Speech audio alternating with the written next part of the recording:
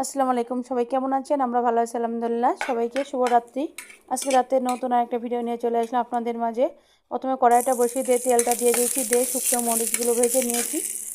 আপনারা আপনাদের পরিমাপ মতো ঝাল দেবেন, আমি একটু ঝালটা বেশি দিয়েছি। এবার রসুনের কোয়াগুলো ভেজে নিয়েছি, নিয়ে এবার আরেকটু তেল দিয়ে চিংড়ি মাছগুলো ভেজে নিয়েছি, নিয়ে উঠিয়ে রেখে দিয়েছি।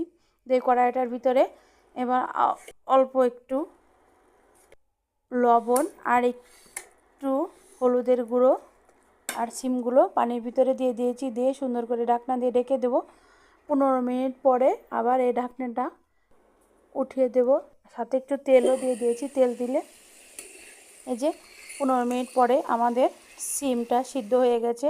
এবার একটু নাড়িয়ে চাড়িয়ে, একটু পানি আছে, নাড়িয়ে চাড়িয়ে শুকনো করে নেব। নিয়ে এবার শিলপাটায় চলে যাব, যে শিলপাটায় মরিচটা দিয়ে দিয়েছি, লবণ দিয়ে দিয়েছি, সাথে রসুনের কোয়াগুলো দিয়ে দেবো, দিয়ে সুন্দর করে বেটে নেব। যত সুন্দর করে বাটবেন ভর্তাটা এত সুন্দর হবে। এবার চিংড়ি মাছগুলো বেটে নিয়েছি, নিয়ে এবার দিয়ে দেবো সিম। এই সিমগুলো সুন্দর করে বেটে নিয়েছি, নিয়ে সরিষা দিয়ে দেবো।